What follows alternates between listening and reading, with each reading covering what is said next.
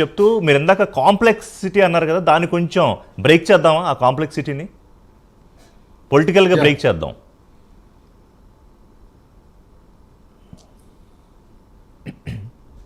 Yeah, this is good sir. Yeah, Rishi గారు, అంటే మీరు బ్రేక్ చేద్దామని అంటున్నారు. ఏ విషయం? ఏం లేదు.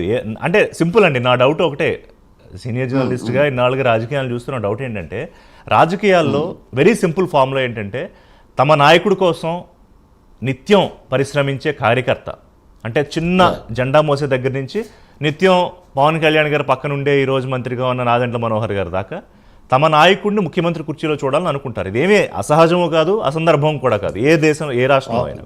కానీ పవన్ కళ్యాణ్ గారు 25 ఏళ్లకు పైగా నేను రాజకీయాలు చేయడానికి వస్తున్నానని చాలా సందర్భాల్లో చెప్పారు. ఆయనకి రాజకీయంగా ఉన్న కమిట్మెంటు, ఓపిక కూడా చాలా సందర్భాల్లో చెప్పారు. కానీ ఆ నాయకుడి తాలూకా ఆలోచనని ఎలా కింద వరకు పంపించగలుగుతారు, ఎలా కన్విన్స్ చేయగలుగుతారు?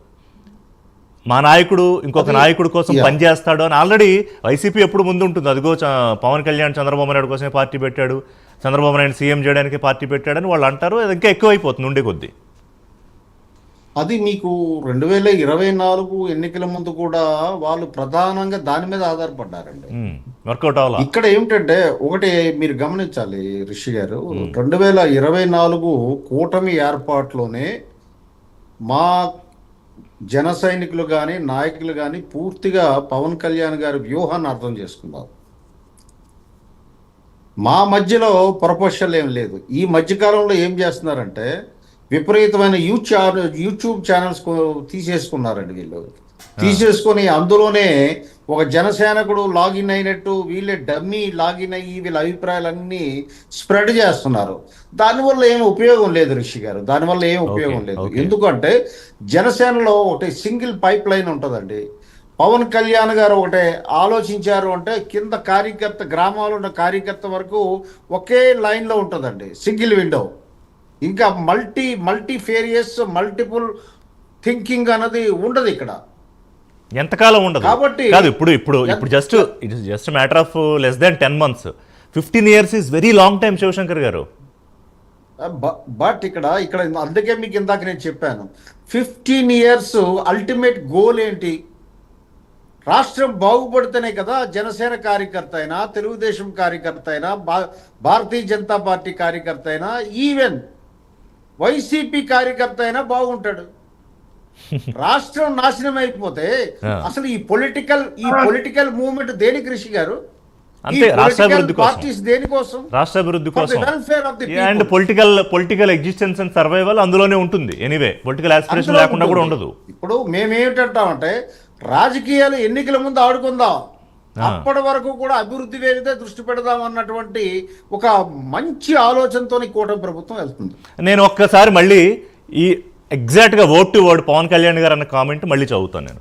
2047 స్వర్ణాంధ్రప్రదేశ్ దిశగా అడుగులు వేయాలి. 1.5 దశాబ్దం కృషి చేస్తే తప్ప గాడి తప్పిన రాష్ట్ర ఆర్థిక పరిస్థితి బాగుపడదు, గాడిలో పెట్టాలి. ఇంకో 3 పర్యాయాలు అంటే ప్రధానమంత్రి మూడోసారి ఎలా అయితే మళ్ళీ ప్రధాని అయ్యారు, దేశాభివృద్ధి కోసం పాటుపడుతున్నారు. విజనరీ లీడర్ అయిన చంద్రబాబు నాయుడు మరో 3 పర్యాయాలు ఆయన్ని ముఖ్యమంత్రిగా చూడాలి. చంద్రబాబు గారి దగ్గర నేర్చుకోవడానికి, ఆయన కింద పనిచేయడానికి ఎప్పుడూ సంసిద్ధంగా ఉంటాను పవన్ కళ్యాణ్. ఇక్కడ ఉంది సమస్య అంతా. ఇదే జన సైనికులు ఒప్పుకోలేకపోతున్నారు. మరి మీరేమో వైసీపీ నాయకులు జన సైనికుల రూపంలో ఎంటర్ అయ్యి సోషల్ మీడియాలో చేస్తున్నారు అంటున్నారు. ఇంకొక తెలుగుదేశం పార్టీ సోషల్ మీడియా దాంట్లో నేను ఒకటి చూసా శివశంకర్ గారు. ఒక పెద్ద యజ్ఞం జరుగుతూ ఉంటే దాన్ని చెడగొట్టడానికి వైఎస్ఆర్సీపీ వాళ్ళు సిద్ధంగా ఉంటే, విశ్వామిత్రుడిగా చంద్రబాబు నాయుడు గారు, రాముడిగా పవన్ కళ్యాణ్ కాదు, రాముడిగా నారా లోకేష్, తర్వాత లక్ష్మణుడిగా పవన్ కళ్యాణ్. అన్యాయం అది. అంటే ఎంత కాదనుకున్నా పెద్ద అయిన వయసులో అన్న అని పిలుస్తారు లోకేష్. ఎవరిని? పవన్ కళ్యాణ్ గారిని పవన్ అన్న అంటారు. మొన్న ఎవరో అభిమానులు అడిగితే ఆయన ఫోటో కూడా పట్టుకుని చూపించారు. Is very generous to Pawan Kalyan, towards Pawan Kalyan. కానీ మరి కింద అలా లేదు. మీరు అబ్జర్వ్ చేస్తే సోషల్ మీడియాలో, లేదా అది కూడా వైసీపీ వాళ్ళు చేసిన పని అయి ఉండాలి. అది నిజమైన తెలుగుదేశం వాళ్ళు పెట్టిందని మీరు భావిస్తున్నారా? నా point, my question is to you.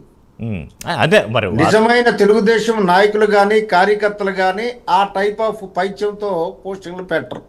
పెట్టకపోతే గొడవ లేదు. ఎందుకంటే ఆ అఫీషియల్ వెబ్సైట్స్ నుంచి మాకు అనుమానాలు లేవండి. ఇక్కడ ప్రాబ్లం ఎక్కడ వచ్చిందనంటే మాకు అనుమానాలు లేవు, తెలుగుదేశం వాళ్ళకి అనుమానాలు లేవు, బీజేపీ వాళ్ళకి అనుమానాలు లేవు. మేమంతా సామరస్యంగా సమన్వయంతో సంయమనంతో వెళ్తున్నాము.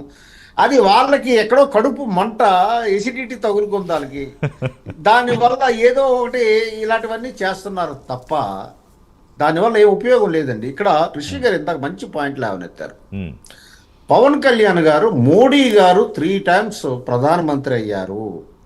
ఇక్కడ చాలా బరువైనటువంటి ఒక భావం ఉంది. అది మనం అందరం గమనిస్తే 3 సార్లు ప్రధానమంత్రి అయినందువల్లనే ఈరోజు భారతదేశం అంతర్జాతీయ వ్యవహారాల్లో కానీ, కొన్ని సాపోహేత నిర్ణయాలు తీసుకోవడంలో కానీ, మోడర్నైజేషన్ ఆఫ్ టెక్నాలజీ కానీ, రైల్వేస్లో మోడర్నైజేషన్ కానీ, డిఫెన్స్ మోడర్నైజేషన్ కానీ, ఇంటర్నేషనల్ అఫైర్స్లో ఇప్పుడు భారత్ డామినేట్ చేసినంతగా ఎప్పుడూ లేదు. ట్రూ.